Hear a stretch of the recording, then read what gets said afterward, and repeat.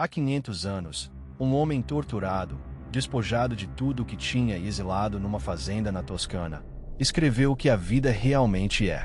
Não a versão que os seus pais te contaram, não a versão dos sermões, nem a dos discursos motivacionais. A versão real, a mecânica crua por trás de tudo.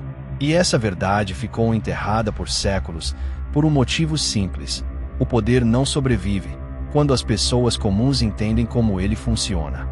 Neste vídeo, você vai ver a vida explicada segundo Maquiavel. E perto do fim, vou te mostrar um princípio que quase todo mundo pula quando fala dele, e que pode mudar a sua próxima década. 10 de dezembro de 1513. Nicolau Maquiavel tem 44 anos. Até pouco tempo atrás, era secretário da República de Florença. Negociava com reis, observava papas, estudava exércitos. Então os Médici retornam ao poder, e o mundo dele desaba. Acusado de conspiração, ele é submetido ao estrapado, suspenso pelos pulsos amarrados nas costas e solto. Seis quedas. Os ombros saem do lugar. Ele não confessa, porque não havia o que confessar, e é jogado no exílio, na fazenda da família. Numa carta a um amigo, ele descreve a rotina. De manhã, cuida da propriedade. À tarde, joga cartas na taverna, gritando com o açougueiro e o moleiro. Um homem que aconselhava príncipes, discutindo trocados com camponeses. Mas é à noite que acontece o ritual que mudou a história. Ele tira as roupas sujas de lama, veste os trajes que usava na corte, e entra, nas palavras dele, nas cortes antigas dos homens antigos, abre os clássicos e conversa com os mortos, como se fosse a reunião mais importante do dia. Ali, sem cargo, sem riqueza e sem futuro, ele escreve o príncipe. Guarda essa imagem. Ele escreveu o manual da vida enquanto a vida tentava destruí-lo. E a primeira lição já está aí. A vida não recompensa a bondade. Recompensa a precisão de percepção.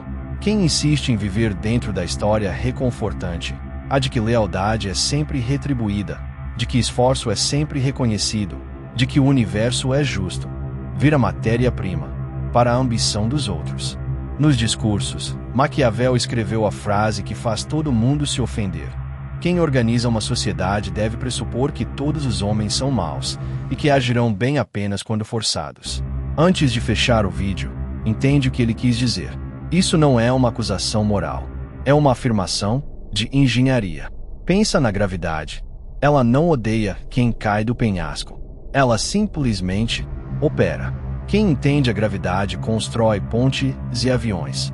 Quem a nega não amolece o chão. Só cai do mesmo jeito. O auto-interesse humano funciona assim.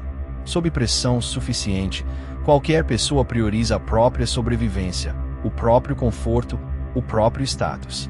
E as exceções que você tem em mente são apenas hipóteses que ainda não foram testadas com pressão suficiente.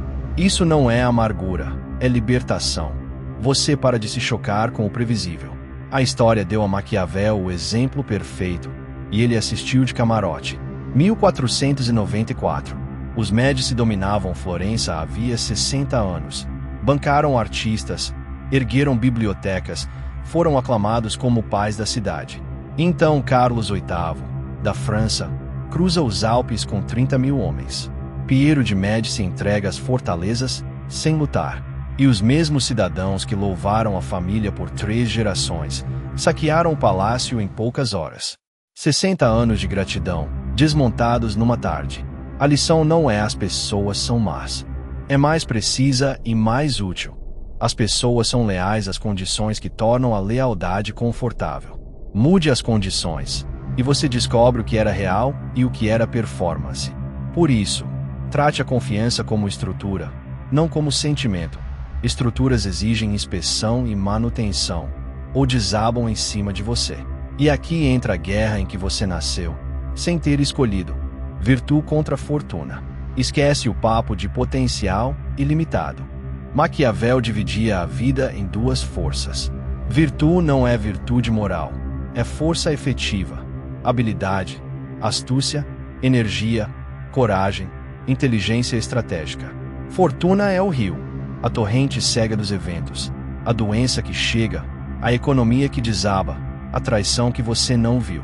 Ele estimava que a fortuna governa metade dos assuntos humanos, mas a outra metade, a metade decisiva, pertence à virtude.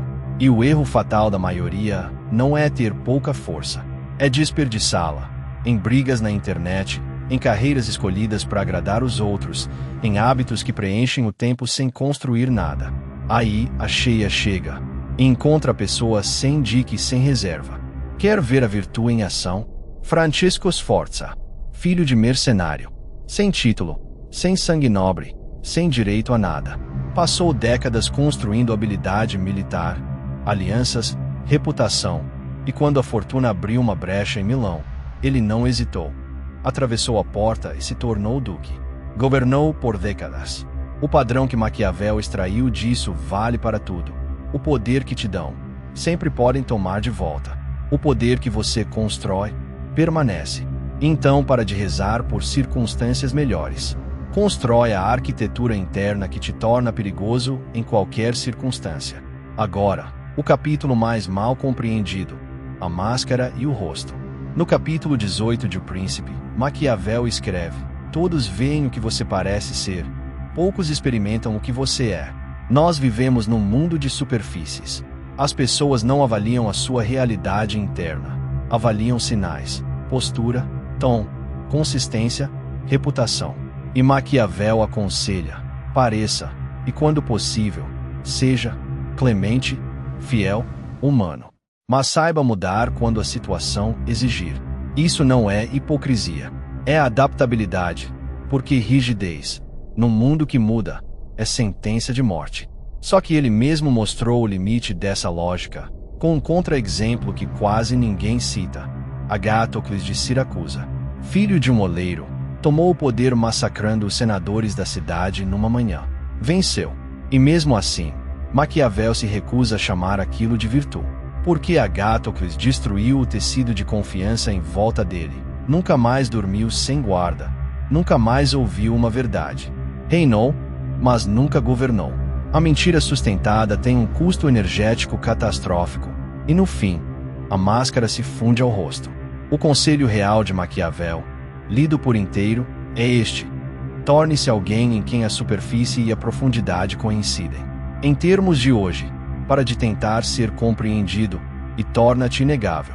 Resultado demonstrado não precisa de defesa. E quem não tem lacuna entre o que projeta e o que é, não pode ser desestabilizado por exposição nenhuma. Nos discursos, ele mapeou também o ciclo que devora civilizações. Força cria ordem. Ordem cria prosperidade. Prosperidade cria conforto. Conforto cria fraqueza. E fraqueza chama o colapso, que reinicia tudo. O motor do ciclo é a natureza humana. A mesma ambição que ergue o império, o corrói por dentro. Roma não caiu pelos bárbaros, caiu quando os romanos deixaram de ser romanos. Luxo no lugar da austeridade, entretenimento no lugar do dever. E o mesmo ciclo roda na sua vida. A estabilidade que você conquista dissolve a disciplina que a criou. Você desliza pro piloto automático, enquanto o rio sobe. A solução de Maquiavel é contra-intuitiva: conflito é saúde. Ele elogiava os tumultos entre o Senado e a plebe romana, porque o atrito impede o apodrecimento. A luta que você está tentando evitar é exatamente o que te mantém afiado.